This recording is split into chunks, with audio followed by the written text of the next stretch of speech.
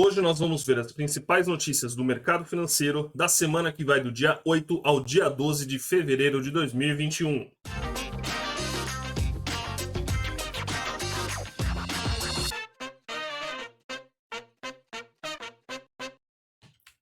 E aí, pessoal, tudo bem com vocês? Meu nome é Leonardo Zeidan, sejam muito bem-vindos ao meu canal.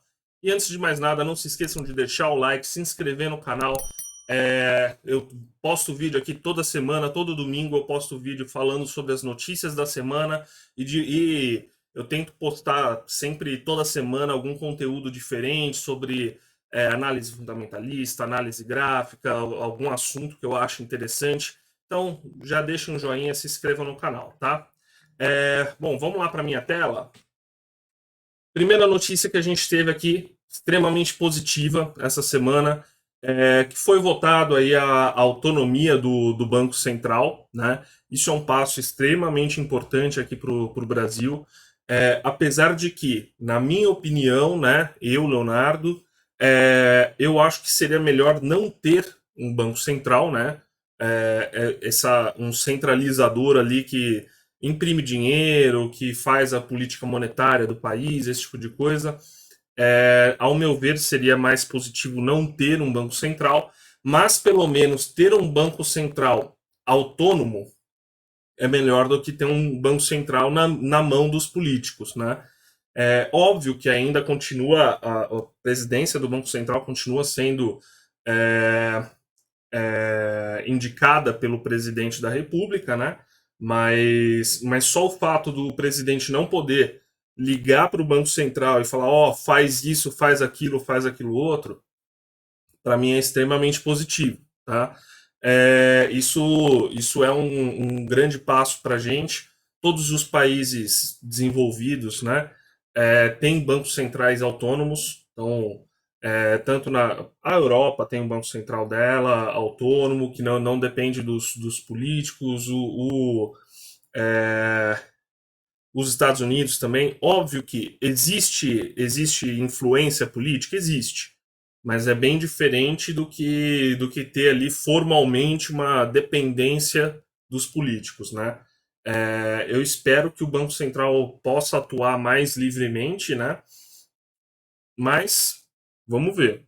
Eu acredito que isso é extremamente positivo, mas não é aquela coisa que vai mudar totalmente a nossa política econômica aqui no Brasil. Mas eu acho extremamente importante a Câmara ter aprovado isso também é um passo bem importante, porque a gente sabe que muitas vezes esse tipo de projeto é difícil de passar na Câmara e foi possível, então isso é uma vitória política também, né? Mas vamos lá. Próxima notícia é o Guedes falando sobre o projeto de autonomia do Banco Central, fundamental para a estabilidade monetária, né?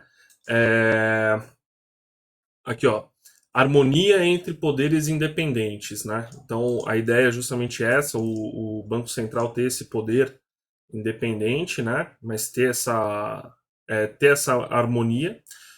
Uma coisa interessante também, pessoal, que assim, apesar do presidente do Banco Central ele ser ele ser indicado pelo presidente, o mandato dele é defasado, né? Então, o cara que é indicado agora, ele fica durante esse tempo e mais um pouquinho com o próximo presidente, né?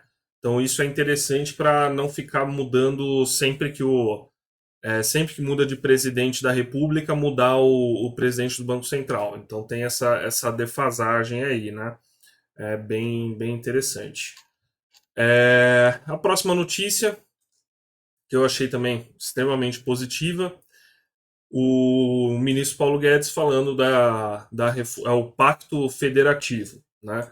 Então, não exatamente pelo Pacto Federativo, tá, pessoal? Mas o fato das reformas terem voltado à pauta, tá? A gente sabe que durante um tempo aí, principalmente 2020, a gente ficou longe das reformas, porque tinha muita coisa para pensar, para passar, para fazer, né?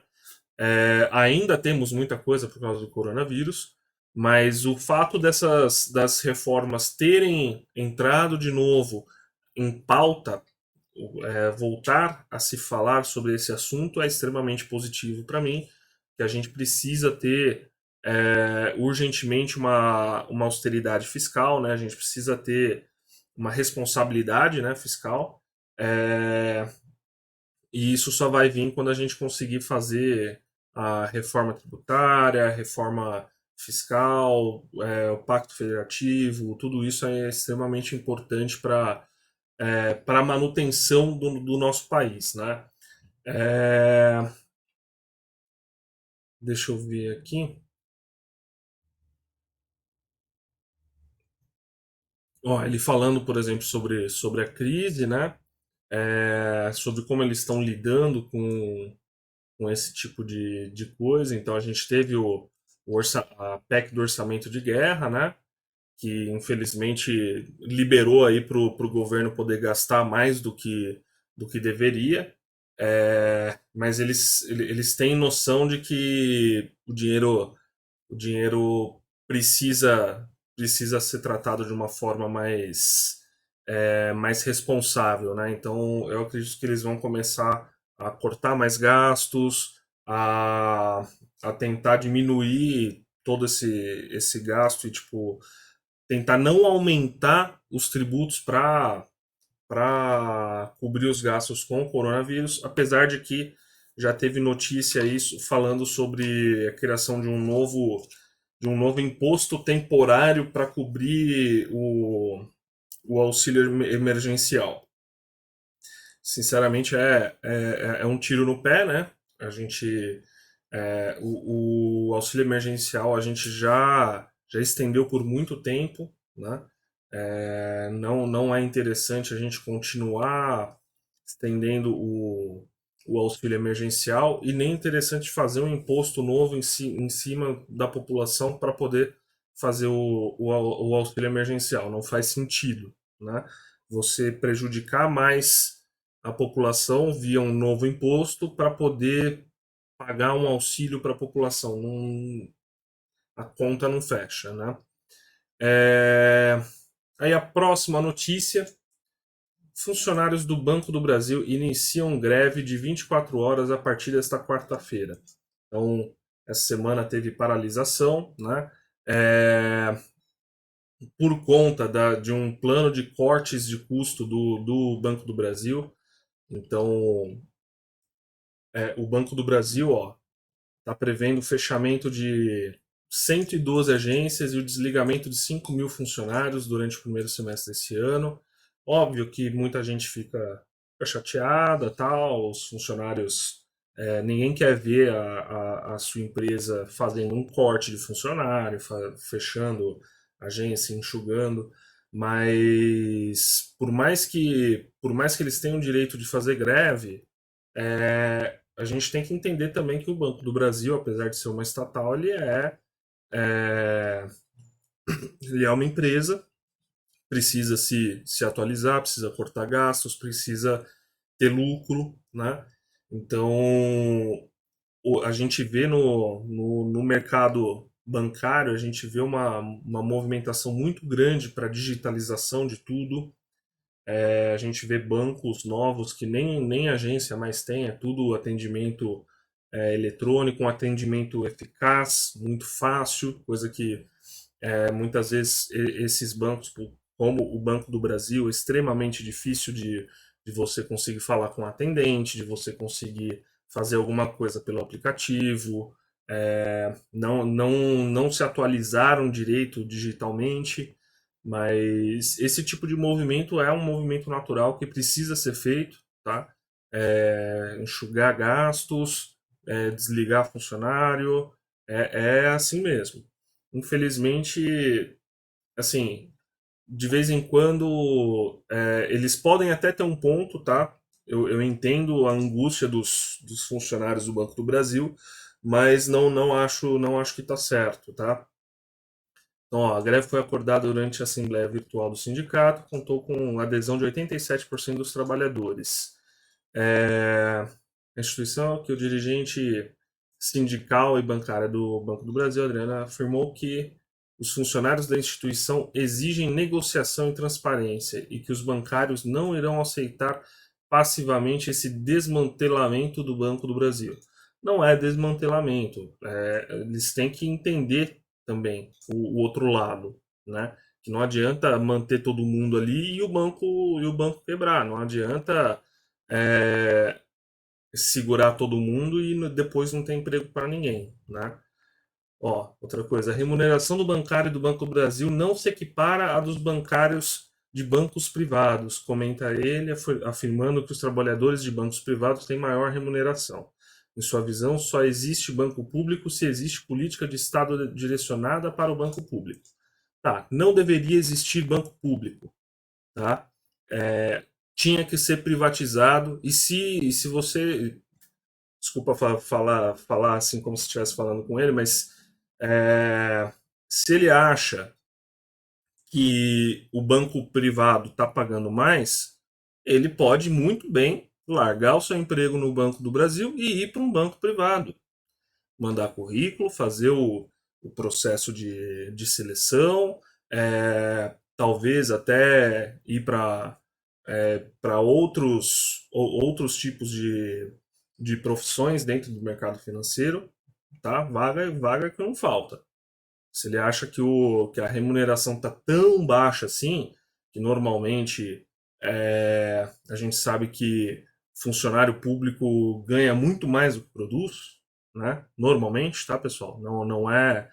Não estou falando que não exista funcionário público que produz mais do que ganha, mas a gente vê muito cabide de emprego, a gente vê muito dinheiro sendo desperdiçado em estatal. Mas se eles acham que a remuneração não está condizente com o que eles estão trabalhando, eles podem muito bem procurar outra oportunidade. Por que não vão? Né?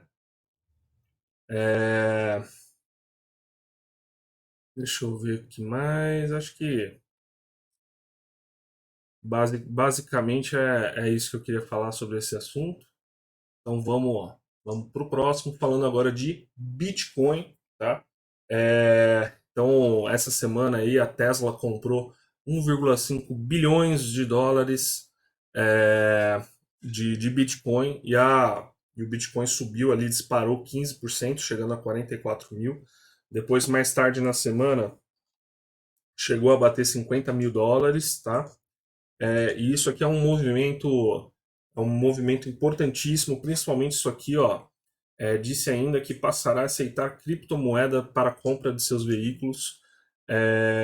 Então, é até engraçado, a gente estava falando agora há pouco sobre Banco Central, sobre a autonomia do Banco Central, e eu falei sobre não existir um Banco Central. E a ideia do Bitcoin, uma das coisas legais do Bitcoin é justamente isso. É você não ter um agente centralizador que resolve quando quer ligar a impressora ou não. Simplesmente é um trabalho ali de mineração que os agentes vão fazendo, são remunerados por isso. Cada vez mais são menos remunerados, até um momento que não vai ter mais essa mineração, né? Então, o Bitcoin ele tem um teto ali de quantos Bitcoins vão ter no mercado, tá? Eu não me lembro agora de cabeça, mas é essa escassez justamente e essa autonomia de não ser controlado por ninguém, não tem um agente centralizador controlando, é o que faz o Bitcoin ser tão atrativo, tá? Por enquanto ainda não é uma. Por que eu digo aqui que a Tesla aceitar criptomoeda para a compra dos carros deles é positivo?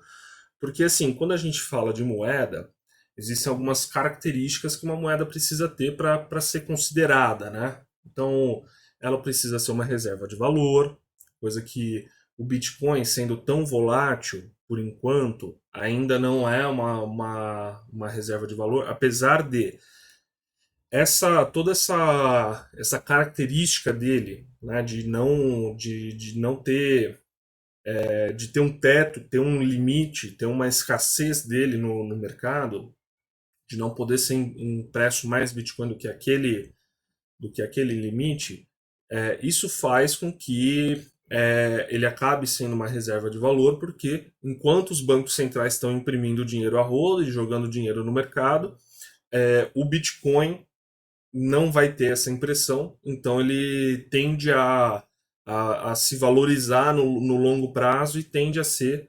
um, um concorrente, por exemplo, do ouro, né?